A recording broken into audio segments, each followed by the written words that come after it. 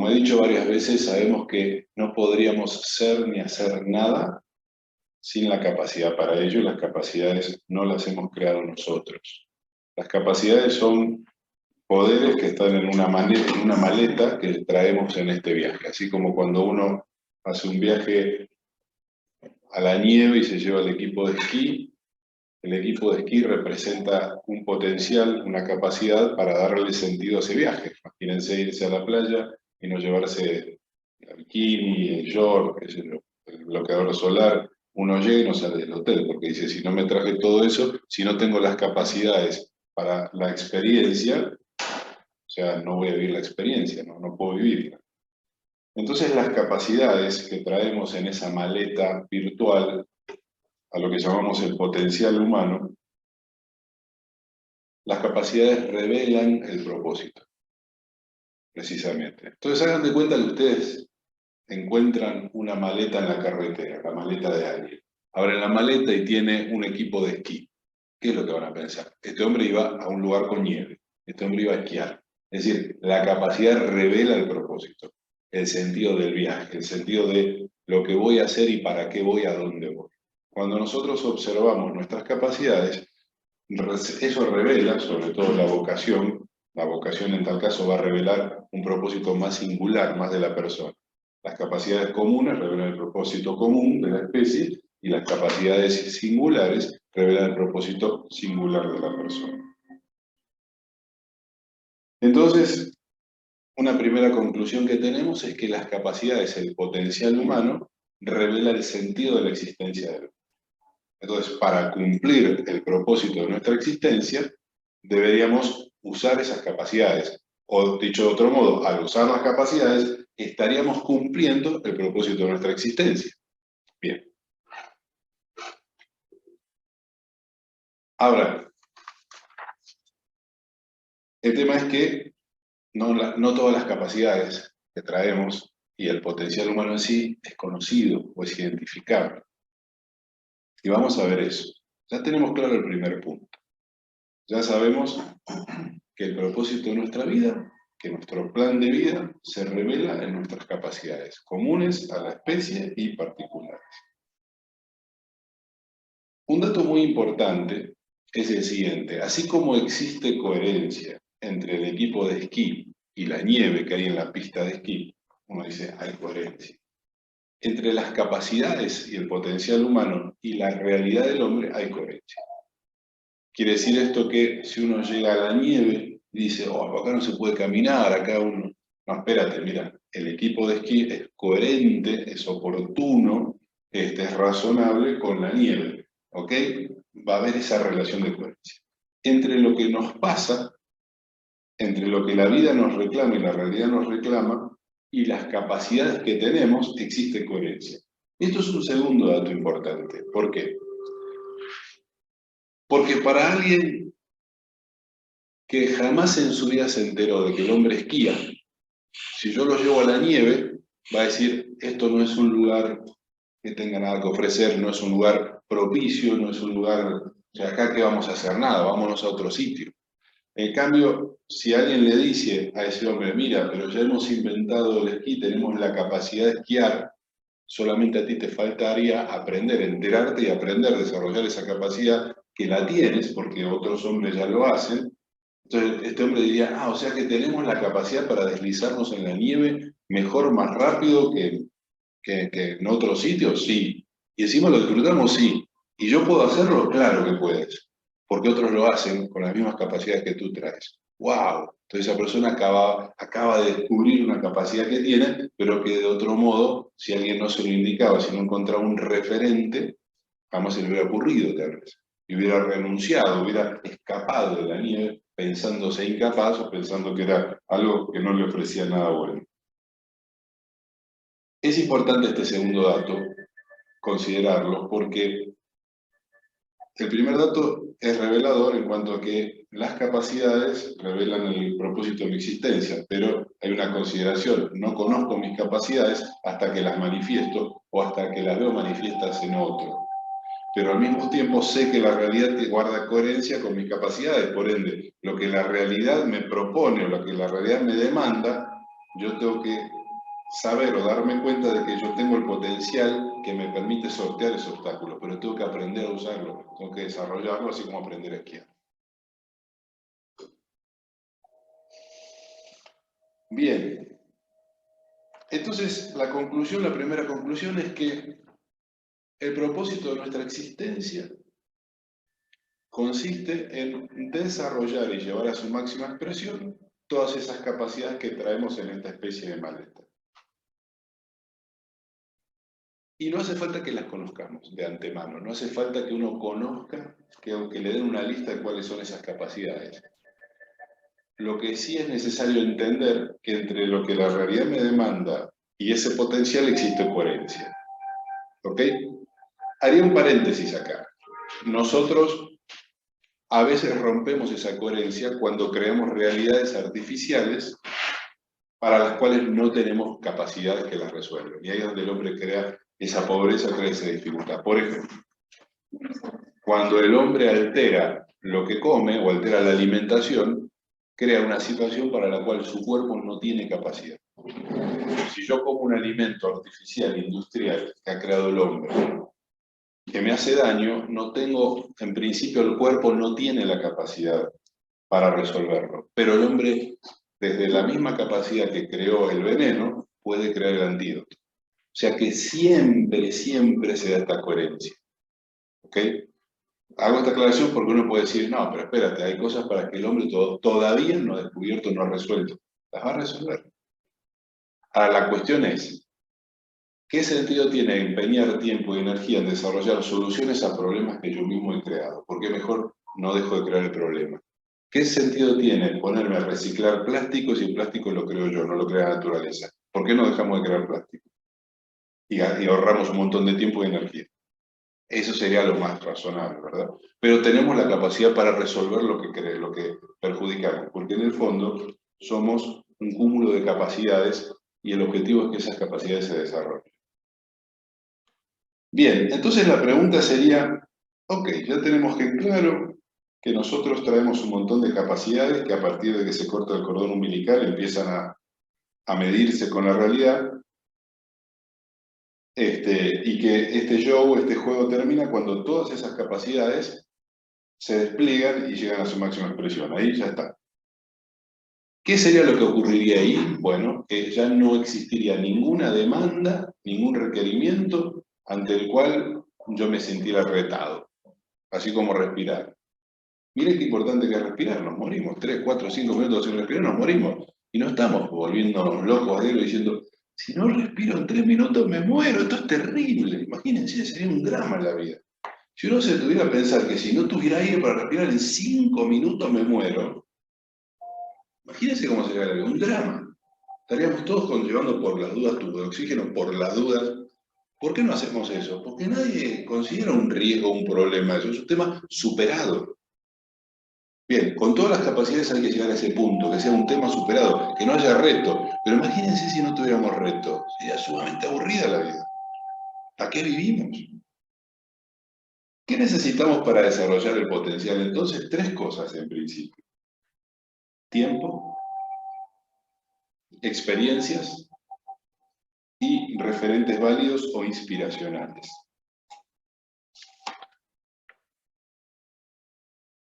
Fíjense que vamos a abrir ahora el potencial. Todas esas capacidades que trae el ser humano las podemos clasificar en 2 grupos. Es que viene una parte también muy interesante.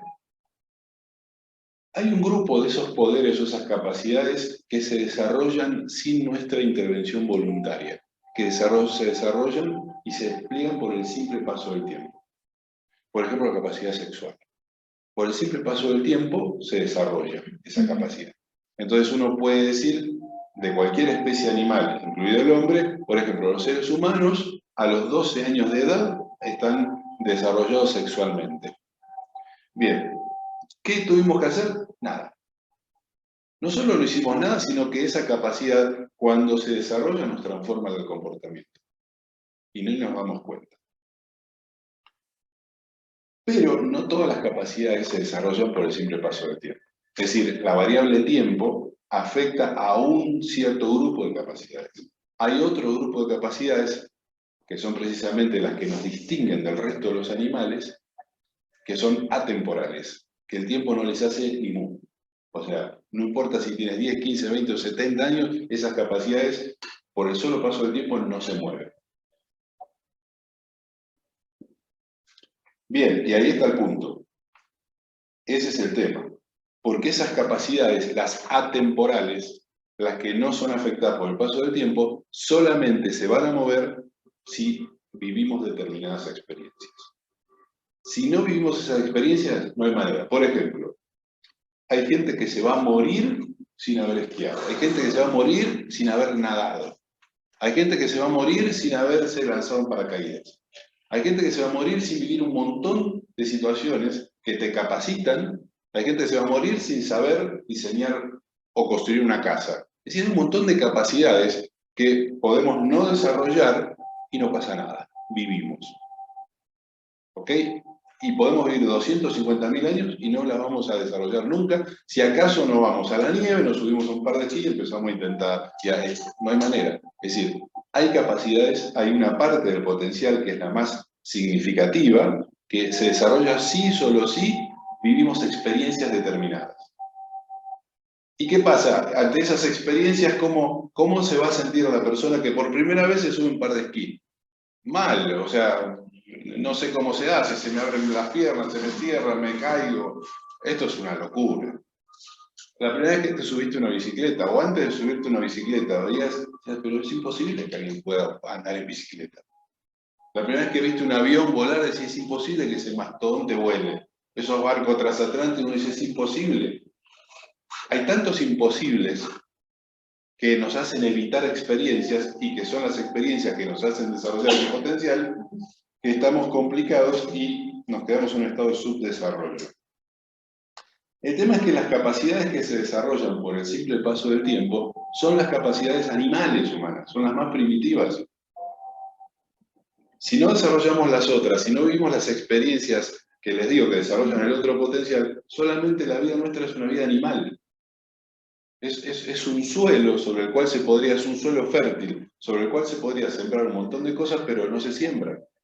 Y quedamos como un suelo fértil, como una esperanza de algo que podría haber sido y no fue. Como una promesa de amor que nunca fue. Bien. Me estoy guiando, como ven, quiero ser bien ordenadito y no quiero irme. No me han llegado quejas de que hablo mucho, entonces. No sé por qué dicen esas cosas. Bien. No podemos hacer nada, y fíjense que invertimos energía y tiempo en tratar de evitar los efectos del paso del tiempo. Eso es un desperdicio de tiempo. Cuando nosotros queremos evitar todo lo que el tiempo afecta, perdemos tiempo, porque es imposible. En rigor de verdad, es un desperdicio de tiempo porque en vez de invertir tanto tiempo en tratar de evitar el tiempo y sus efectos, tendríamos que aprovechar el tiempo para buscar y vivir las experiencias que nos desarrollan esa otra parte del potencial, el potencial atemporal, que es lo que nos hace atemporales, porque precisamente las capacidades atemporales revelan nuestra naturaleza atemporal, que es nuestra naturaleza extraanimal. Precisamente estas capacidades que no están sujetas al tiempo son las capacidades divinas del ser humano, son las capacidades que del ser humano hacen otra cosa, que le dan chance de otra realidad, de otra vida, de una continuidad en otro estado, en un estado no sujeto al imperio animal. ¿Y qué es el tiempo? El tiempo es la manera de medir los ciclos del planeta. Quiere decir esto que las capacidades que están sujetas al paso del tiempo y todo lo que el tiempo afecta es lo planetario del ser humano, es lo terrenal. Lo no temporal, lo atemporal, es lo no terrenal. Es lo que nos da una condición extraterrestre, extraterrenal, extraplanetaria. Y sin embargo, no nos estamos enfocando en esas experiencias. No estamos buscando esas experiencias. Ustedes sí porque están acá. Esto es una experiencia que están viviendo ahora que desarrolla el potencial atemporal. Ustedes acá están recibiendo un estímulo que aviva y activa su potencial divino. Esto que están escuchando no les sirve para nada en cuanto a la vida terrenal.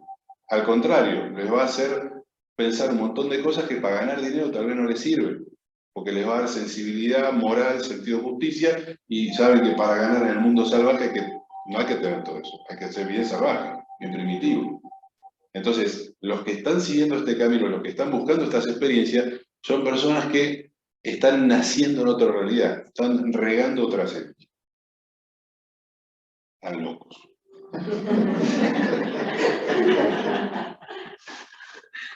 Entonces uno dice, bueno, ya entendí cuál es el propósito de mi existencia. Ya entendí que la realidad de las circunstancias guarda coherencia con mi potencial.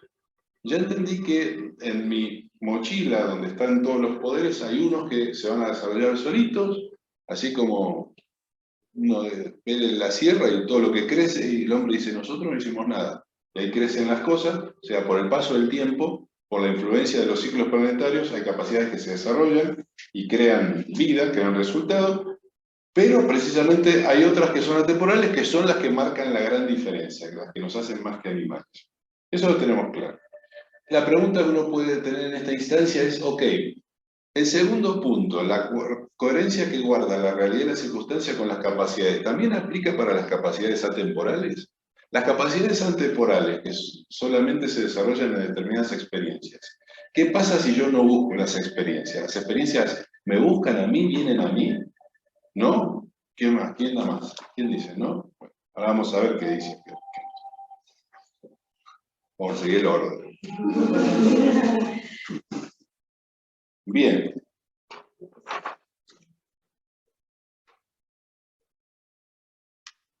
Muy bien. Al potencial humano, para ponerle un nombre y para ir ordenando las ideas, al potencial que se desarrolla por el simple paso del tiempo, lo vamos a llamar potencial omega. El potencial que es atemporal, que se desarrolla solo viviendo determinadas circunstancias, lo vamos a llamar potencial alfa o potencial divino. Bien. Como sabemos, entonces, hay una parte que se desarrolla y manifiesta por el solo paso del tiempo, y hay otra que no. Pero ¿qué pasa?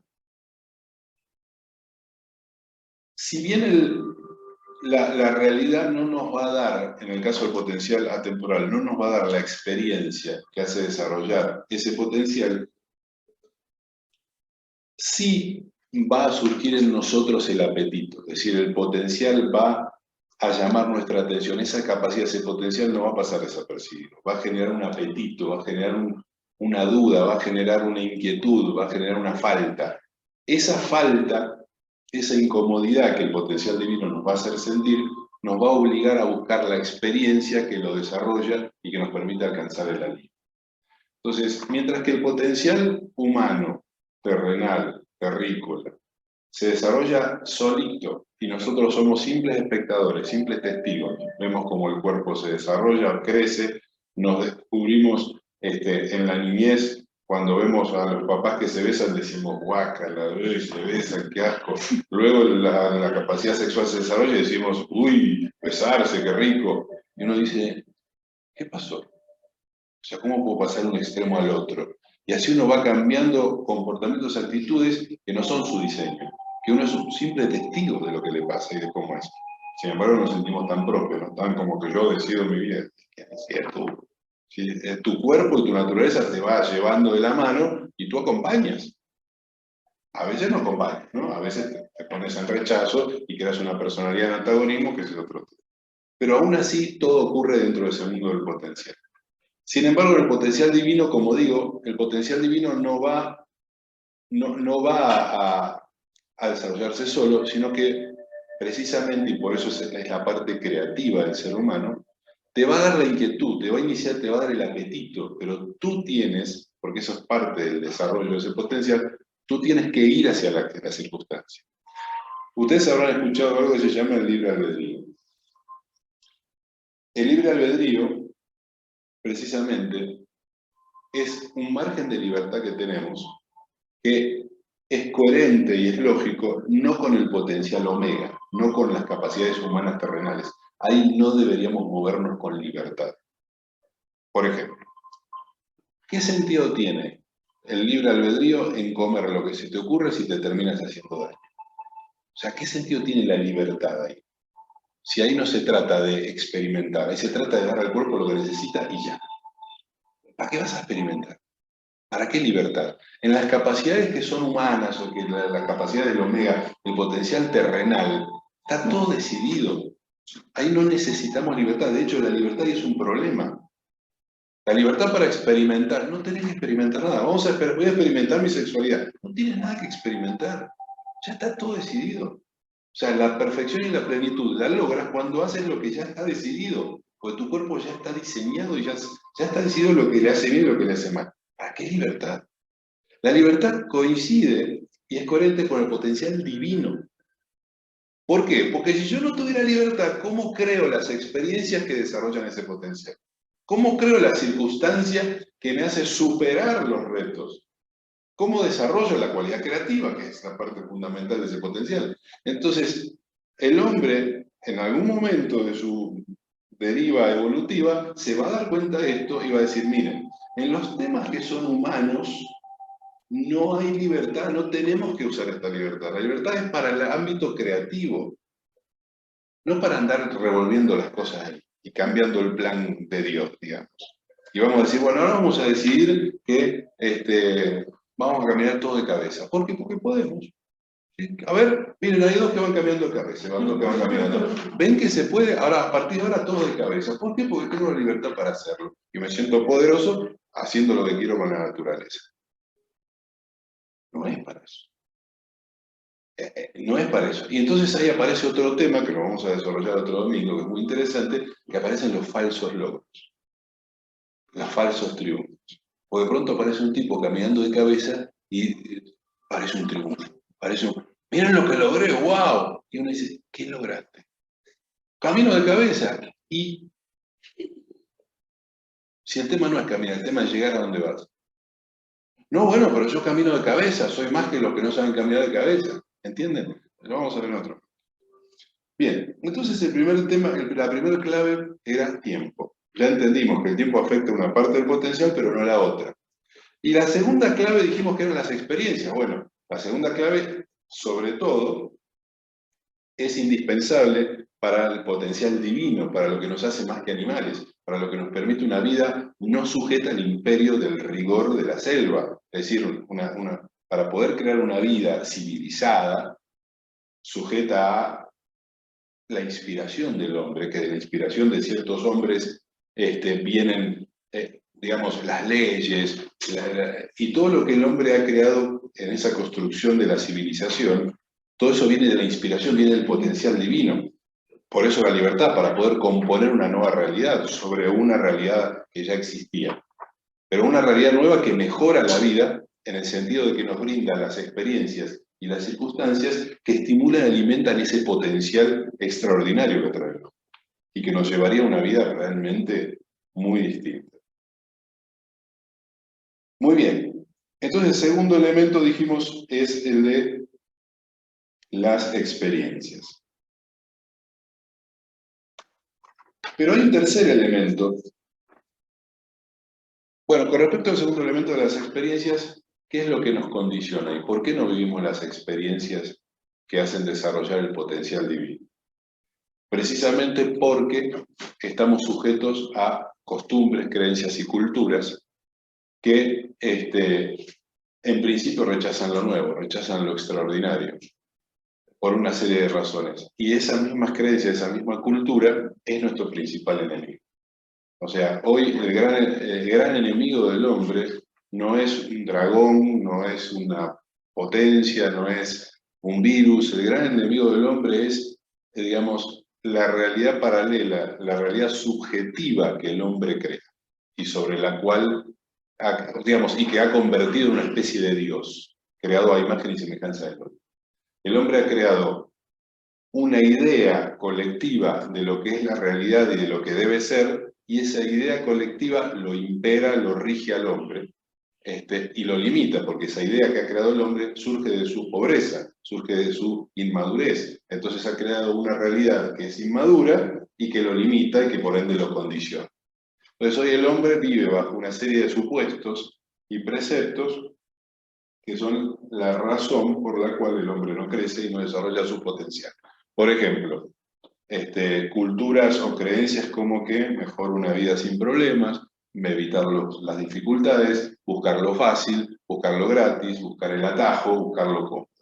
Eso se estimula, y no solo se estimula desde la costumbre familiar, también se estimula en los ámbitos de los modelos económicos. El modelo económico está totalmente tergiversado, está corrompido. Si uno lee un poco de economía, y que es muy interesante leerlo para entender un aspecto del hombre, del ser humano, y por qué la realidad es como es. Si uno analiza, y esto va a ser muy rápido, no voy a hablar de economía, pero básicamente la economía clásica, a partir del siglo XVIII, a partir de Adam Smith, que es como el padre de la economía clásica, el tipo clarifica el concepto, o sea, clarifica y explica. Y él dice, miren, la clave de la economía es el consumo, lo que consumimos. Todo empieza en lo que la gente consume, porque si no hay necesidad de consumo, no hay necesidad de producción. Entonces él dice, todo empieza en la necesidad que la gente tiene de consumir. Eso obliga a producir. Entonces él propone, dice, el trabajo es la clave de la economía, el trabajo es la clave de la riqueza. En su primer libro, que es La riqueza de las naciones, él dice, afirma, el trabajo es la clave de la riqueza de un país, de una familia, de la vida de una persona. ¿Por qué? Porque si yo produzco lo que consumo, soy rico. Pero él después dice, cuidado, porque la gente no produce todo lo que consume. Es decir, Nicolás no produce todo lo que Nicolás consume.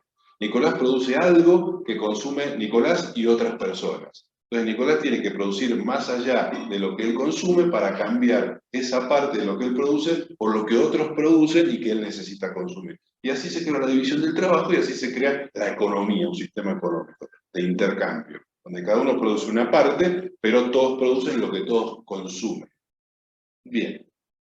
Después aparece el dinero. Bueno, el dinero es la manera de facilitar el intercambio para que lo que yo produzco pueda ser acumulable, yo lo pueda administrar.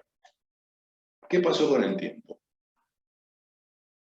Vimos que el dinero era muy interesante, vimos que con dinero se podía comprar lo que todos producían, se podía comprar el trabajo y el tiempo de los demás.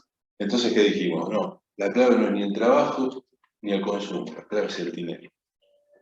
Entonces se tergiversó la idea original de la economía y comienza la usura y la especulación financiera. Por eso van a ver que al inicio, cuando aparece el movimiento financiero, la iglesia y las religiones eran contrarias a todo el manejo financiero. Porque no era una cuestión que uno dice, ¿cómo decirlo?, protocolo. Realmente iba a crear una distorsión de la realidad. Todo comienza por la necesidad del hombre, que el hombre consume, necesita consumir determinados bienes y servicios. Vamos a producir lo que necesitamos consumir, ¿verdad? Bueno, cuando surge la visión financiera especulativa, dicen, no, creemos dinero por el dinero en sí, y el trabajo entonces pierde valor, y el consumo pierde sentido. O sea, ya el dinero, la acumulación de dinero no tiene un fin de resolver las necesidades del hombre y de su vida, sino que tiene un sentido de poder. Y ahí es donde la economía se tergiversó totalmente. Y se crea una realidad subjetiva, distorsionada, que favorece a unos pocos y que le hace daño a todos. Entonces, hoy el trabajo no vale. Y el consumo está desatendido, la necesidad de consumo. Se le da porquería a la gente, ¿para qué? Para acumular dinero. ¿Entienden cómo se corrió el eje? Por eso cuando uno analiza la vida del hombre en todos los aspectos, va a ver que esta distorsión se da en todos los aspectos. En el arte, en la política, en las religiones. En la economía se da una distorsión, como si en algún momento alguien metió la mano a propósito y nos jodió la vida a todos. ¿Pero por qué? Porque somos ignorantes, porque no nos tomamos el tiempo de analizar estas cosas y porque todavía estamos viviendo muy en lo primitivo, en lo animal, donde no tenemos gobierno ni decisión, donde las cosas pasan porque pasan, por el paso del tiempo.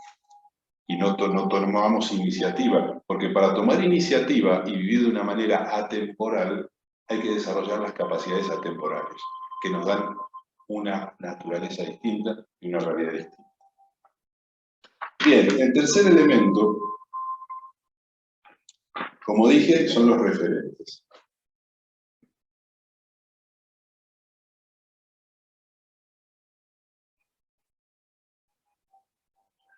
Bien, son los referentes.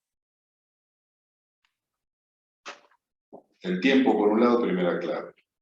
Las experiencias que cada uno vive, que obviamente obligan el desarrollo de capacidades, como esta que están viendo ahora ustedes, lo que están escuchando, los hace pensar, los hace... Y la tercera son los referentes. ¿Cuál es el valor de los referentes? Es fundamental. Es fundamental los referentes válidos y los referentes inspiracionales, porque los referentes afectan en ambos potenciales. Los referentes nos afectan en el desarrollo de los potenciales temporales y en el desarrollo de los potenciales atemporales.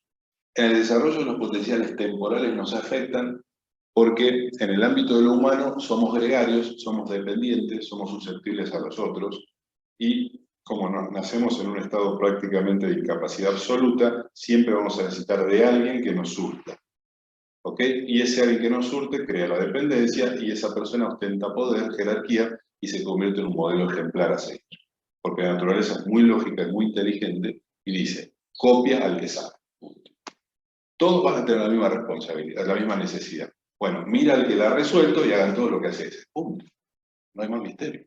Por eso el hombre y todo lo que existe es reproducción de todo lo que existe. ¿Ok? ¿Por qué? Porque si aquel llegó al punto, a la maduración tal de lograr reproducirse, piensen ustedes que en la vida animal se reproducen solo los que ganan, los que trascienden las dificultades. Entonces, reproduce, copia a tus padres, porque tus padres, si se reprodujeron, sortearon todas las dificultades. Por ende, haz lo que hicieron ellos.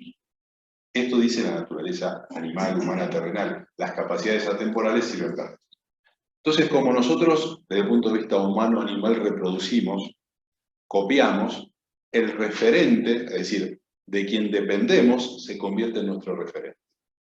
Y como somos dependientes, somos animales gregarios de manada, lo que digamos, pesa en nuestra existencia es hacer lo que todos hacen, es decir, copiar al resto. Entonces, lo que todos hacen es ley. Entonces, ¿qué pasa? Ahí los referentes van a ser un condicionante también en el desarrollo del potencial temporal, porque las circunstancias y porque el uso de ese poder o el uso de esas capacidades va a estar en función de lo que ellos aceptan como válido o no, de sus costumbres, culturas, religiones, y nosotros vamos a rechazar lo que nos pone en conflicto con ellos, porque pondríamos en conflicto la dependencia y porque pondríamos en conflicto la capacidad de recibir lo que ellos necesitamos. Sería un suicidio. ¿Ok? Bien. Pero los referentes también son válidos y son necesarios en el desarrollo de las experiencias del potencial divino.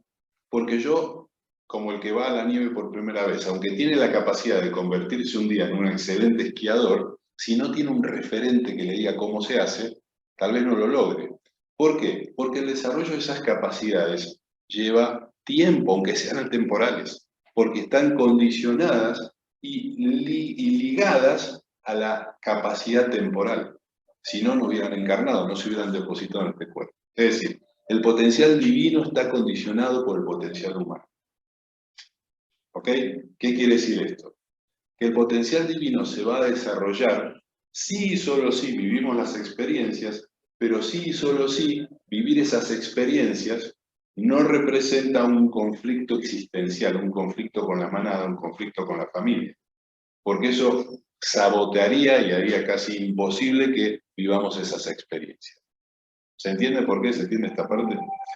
Ahora, dado que el desarrollo del potencial divino requiere experiencias, requiere transformación, requiere una serie de circunstancias que tenemos que crear y experimentar, requiere también guías, requiere referentes, porque como es un potencial que no surge sino de manera creativa, sino de manera deliberada, si no nos indican que está, ni nos enteramos que lo tenemos. Si no viene alguien y nos muestra o nos da una muestra de cómo se esquía o de que se puede esquiar, tal vez alguien que nunca en su vida escuchó o vio o supo que se podía esquiar, no lo cree. Hasta que no aparece alguien que nos muestra cómo se hace, no damos crédito a esa idea y es muy probable que ni lo intentemos. Entonces, para el desarrollo del potencial divino, se necesitan referentes inspiracionales, es decir, se necesitan personas que den muestra de esa capacidad. que muestren que se puede esquiar, que muestren que se puede vivir después de la muerte, que muestren que se puede sanar con la intención, que muestren, es decir, lo tienen que mostrar. Tiene que haber referentes para que el hombre, con esa referencia inspiracional, busque la experiencia realmente sin tener, digamos, el peso de la duda o la incertidumbre en contra, sin que los referentes humanos, su manada, representen, digamos, un verdadero obstáculo. Es decir, si no hay un referente inspiracional, nadie se mueve en ese sentido, porque nadie se le ocurriría pensar en una serie de ideas si no hubiera venido un Jesús a explicarlas y a certificarlas con una serie de hechos extraordinarios. Si una persona como Jesús no hubiera hecho los hechos extraordinarios que hizo y no hubiera agregado una serie de mensajes o de ideas, hoy no estaríamos pensando en esas ideas.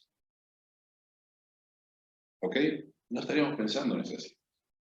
Si Siddhartha Gautama no se le hubiera ocurrido en algún momento iniciar un camino de la búsqueda del nirvana, de la búsqueda de esa plenitud, de ese estado más allá de lo humano, sin dejar el cuerpo humano, y si no se hubiera permitido el fracaso, porque fracasó en los primeros intentos hasta que encontró el verdadero camino, creó mucha decepción, creó mucha contrariedad, pero algunos pocos lo siguieron. Hoy en día hay miles o millones de budistas, pero en ese momento eran 4 los que lo seguían. Sí, a Buda no lo seguía una multitud. A Buda lo seguían 15, cuando se equivocó en el primer intento y dijo este no es el camino, que era la flagelación y qué sé yo, de esos 15, 8 dijeron, ah, pero vos sos un improvisado, le dijeron, nosotros confiamos en vos. Y dijo, bueno, yo estoy buscando el camino, cuando lo encuentre se los comunico. Nah, y se fueron. Y se quedaron 5 con él. Y 3 lo acompañaron. Y llegó él y 3 más, como Jesús a la cruz, llegó con 3. Claro, hoy hay millones de católicos, pero Jesús llegó con 3 a la cruz. Siddhartha Gautama llegó con 3 o 4 que lo acompañaron. Hoy hay millones con la sábana naranja, pero el camino lo hizo casi solito. Entonces, ¿qué les digo esto? Cuando hay referentes es más fácil. Y por eso hay referentes. Y por eso los primeros referentes en cada capacidad, en cada cualidad, son muy valiosos y son muy asistidos y son extraordinarios, porque ellos necesitan también una referencia. Jesús tenía una referencia, que era su Padre Celestial que le hablaba y con el que tenía contacto. Siddhartha Gautama tenía una referencia también. Todos tenían referentes. Porque sin referente no se puede. Porque de nuevo, cuando nacemos, somos totalmente ignorantes de esas capacidades. No sabemos las capacidades que tenemos hasta que las experimentamos. Por eso existen referentes divinos. Por eso existen enviados. Y por eso hay personas que en cualquier actividad van a ser referentes. Algunos son referentes originales, o sea que marcan un antes y un después, y otros son referentes inspiracionales de un tema que, por más que uno lo sepa, si uno no lo ve, es como que te digan, todos sabemos que existe el pastel de manzana, pero si alguien no se dedica media hora a explicarme cómo se hace, nunca en mi vida lo voy a hacer. Entonces tiene que haber un referente en mi vida que no sea el que inventó el pastel de manzana, no necesito al que lo inventó, necesito uno que sepa hacer bien el pastel de manzana y que me lo explique. Eso es todo. Ese es un referente de inspiración. ¿Comprende? Entonces, estas son las 3 claves que necesitamos para el desarrollo del potencial completo. La primera, el paso del tiempo, que ahí no hay que hacer nada. La segunda son las experiencias, que hay que tener mucha atención. ¿Por qué? Porque las experiencias nuevas y extraordinarias y atípicas las rechazamos. Porque nos ponen en conflicto con la manada a la cual pertenecemos. Porque si hacemos algo distinto, perdemos identidad colectiva. Entonces vamos a rechazar lo nuevo, lo extraordinario, lo increíble, lo imposible, sencillamente porque eso me cambiaría. Como alguna vez alguien me dijo, si cambio dejo de ser yo. Y esa es una consigna que se instala mucho en el inconsciente. Si cambio ya no soy yo, como si el yo fuera algo estático y definitivo. Este soy yo para toda la eternidad. Tú no eres. ¿Ok? Lo que tú eres ni lo sabes. Tienes que explorarte para ver cuánto y qué más eres. Porque si no, uno dice a los 18 años, este soy yo. Y cuando te casas te das cuenta que no eras ese, sos otro. Y cuando te divorcias eres otro. Y cuando tal cosa eres otro. Entonces, ¿y cuál soy yo? De todos los yo que he sido, ¿cuál es el verdadero? Todos. El tema es que todavía no llegaste al final del camino, todavía no sabes todo lo que puede ser. ¿Y el problema cuál es? Vuelvo al principio. Si el propósito de mi existencia se revela en mis capacidades, si yo no desarrollo todas mis capacidades, incumplo el propósito de mi existencia. Es decir, voy a tener una existencia pobre y empobrecedora. De alguna manera, el que me envió con un propósito y me dijo, te doy todas estas capacidades porque quiero los frutos de esas capacidades, quiero el fruto de tu existencia, si yo no le doy a mis capacidades su desarrollo, le debo a quien me creó sus frutos. Y esto es lo que decía Jesús cuando él dice, vendrá el día del juicio final, donde vendrá el cosechador a cosechar su fruta y separará la vid del sarmiento, es decir, separará el fruto que quiere cosechar de todo lo demás, y lo demás lo va a arrojar al fuego, y se va a quedar con la fruta, con el fruto de la semilla que él sembró. Entonces ahí nos está diciendo esto. Somos semillas que tenemos que germinar y dar frutos. Si no damos ese fruto, no servimos para nada. No servimos, nuestra vida no tiene valor. Y no solamente no tiene valor, sino que somos un problema para el planeta y para el resto de las especies. Porque somos un animal al que se le dio poder y libertad que lo usa mal. Entonces, este es el punto. Nuestro propósito de vida, nuestro plan de vida consiste en desarrollar el potencial humano, nuestro poder. El poder simple, común a todos, sujeto al paso del tiempo. El poder extraordinario, también común a todos, que cada uno lo desarrolla de acuerdo a las experiencias que se permite vivir. Y fundamentalmente de acuerdo a los referentes. Si estoy en un contexto con referentes pobres, voy a ser pobre en lo humano y en lo divino. Si estoy en un contexto con referentes ricos en sabiduría, en espíritu, en verdad, voy a ser rico, porque mis referentes me dominan, mis referentes me mandan. Primero porque soy humano y soy gregario, y mis referentes ostentan poder. Mis referentes son aquellos de quienes dependo, quienes me resuelven las necesidades. Y segundo, mis referentes inspiracionales son los que me muestran un camino, los que me dicen cómo se hace. Por eso Jesús dijo, yo soy el camino. No para que lo adoremos a Él, no para que idolatremos la figura de un hombre. Yo soy el camino en tanto y cuanto que les muestro cómo se vive para que el potencial divino se desarrolle. Antes de Jesús hubo un Moisés, y Moisés dijo, estas son las reglas con las que hay que vivir, porque viviendo con estas reglas vamos a llegar a una nueva realidad, a la tierra prometida. Entonces fíjense el mensaje, si vivimos de la manera correcta, llegaremos a una tierra prometida en la cual la miel y el agua y no sé qué fluye. ¿Qué dice? Vamos a llegar a una tierra, una vida muy distinta, donde no hay lucha, donde no hay competencia, donde no hay sufrimiento, una vida no salvaje, no animal, pero para lo cual hay que desarrollar cualidades que nos hacen transformar del animal que somos a un nuevo ser. Por eso Moisés da el fundamento moral, los mandamientos y da una serie de reglas para la convivencia. ¿Para qué era eso? Para que la manera de vivir estimule el desarrollo del potencial vivido, para que la vida en sí sea una experiencia de evolución y de ascensión. Pero si yo vivo de una manera que es involutiva y regresiva, como estamos viviendo hoy, no solamente la experiencia de vida diaria no desarrolla el potencial divino, sino que empobrece el potencial humano y me hace vivir en estado de emergencia permanente, en estado de urgencia. Y no es casualidad. Actualmente en el mundo estamos gobernados por una estirpe de gente que hace su negocio de la distorsión que ha hecho de la teoría económica, de la religión y de todo, para que vivamos en un permanente estado de pobreza y emergencia y urgencia. De modo tal que la experiencia de vida de cada día no solamente no estimula el potencial divino, sino que además nos mantiene pobres, para que nadie se le ocurra gastar dinero y tiempo en venir a una meditación. Para que uno prefiera comprarse la camioneta, no de pagar 15.000 pesos de cuota, pero no tenga 50 pesos para una meditación y escuchar algo como esto. ¿Por qué? Porque si el potencial divino se expresara, esa gente no podría respirar el aire. Se tendrían que ir del planeta. Entonces, ellos luchando por su existencia, por su interés, pues no es que son malos por esencia, ellos luchan por lo que consideran propio y justo para ellos. Entonces ellos dicen, si estos tipos desarrollan su potencial divino, el aire se hace irrespirable para nosotros. No podríamos tolerar. Entonces, ¿qué dicen? Hay que evitar que esa semilla germine.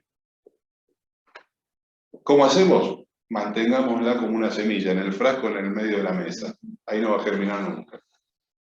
Que no reciba ni humedad ni sol. Punto, no germina. Así nos tiene. ¿Qué tenemos que hacer? ¿Una revolución armada de eso? No. Tenemos que desarrollar el potencial divino.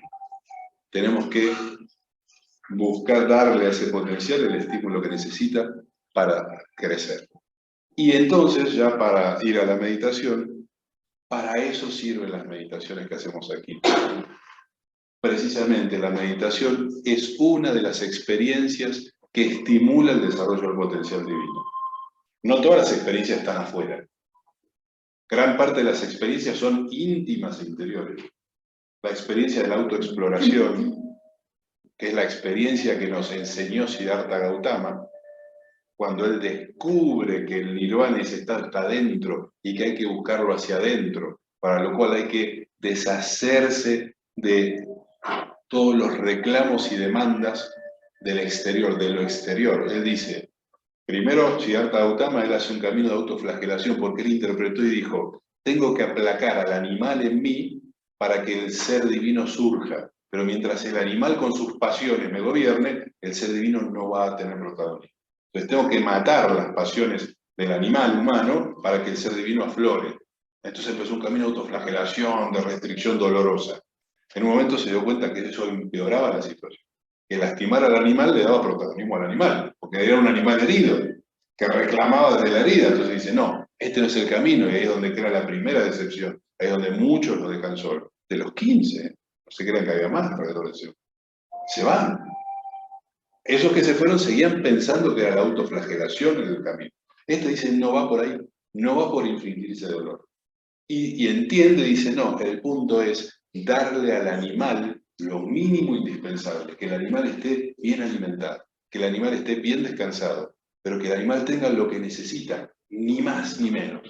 Entonces él dijo, vestiduras, una sábana, comida, semillas, lo que alimenta al cuerpo, descanso, lo necesario. Entonces con muy poco tengo al animal feliz. Y me queda tiempo y energía para todo lo demás, para esa búsqueda del potencial que está dentro mío. Y ahí es donde descubre ese nirvana. Cuando él aplacó al animal porque lo tenía bien alimentado, es decir, no tenía hambre. Y conforme el potencial divino se iba expresando, el animal en su protagonismo iba disminuyéndose. Es decir, el reclamo del animal iba siendo cada vez como si fuera una acción, una participación accionaria en una empresa. Hagan de cuenta que hay dos socios, el divino y el animal. Al principio el animal tiene el 90% de las acciones y el divino el 10%. Pero tú empiezas a darle más chance al divino. Entonces dicen, ahora el divino tiene el 30%, este el 70%. Ajá. Hasta el momento el divino tiene el 90% y el animal el 10%. Ese es el nirvana. Ahí llegaste al estado de iluminación, donde lo que tú necesitas para existir es mínimo. Es lo mínimo. No solamente porque le das al cuerpo lo justo, sino porque el cuerpo lo has educado para que aún viva con menos de lo que estabas acostumbrado. Y vive bien, está ahí el cuerpecito. Y el aspecto divino está en su expresión y te empodera, te da poder para que el animal cada vez sea menos protagonista. Ese es el camino del señor Buda. Entonces, con la meditación nosotros vamos a buscar, la meditación piénsenla en un viaje exploratorio hacia nuestro interior, hacia la búsqueda de ese potencial divino que está ahí como con telarañas, sin uso, como esa maleta que dejamos de hace mucho tiempo, o como el equipo de esquí que tenemos ahí tirado hace quién sabe cuántos años, y uno dice, no, y de pronto va y está lleno de polvo, telarañas, bueno, hay que limpiarlo. Lo vamos a oxigenar, lo vamos a limpiar, y vamos a poner la intención y la voluntad en aceptar que surge ese potencial. Acá el gran tema es, acepto todas las inquietudes que surgen de ese potencial, lo acepto. Al aceptarlo, que es dar consentimiento, ese potencial va a empezar a moverse y me va a empezar a crear dudas, me va a empezar a crear inquietudes, y esas inquietudes, esas dudas, me van a dirigir hacia la experiencia que necesito, que va a ser la experiencia que va aplacar esa duda, que me va a dar el alivio de, ahora entendí, ahora comprendí, ahora le di sentido. ¿Entienden cómo funciona el mecanismo? Pero si yo tengo apretado, atorado, digamos, en ese potencial, no hay duda, porque el potencial está apagado. Como se respeta el libre albedrío, porque me han dado un libre albedrío, y si yo no doy consentimiento, dicen, ok, ¿te gusta vivir como un salvaje? Ok, disfruta.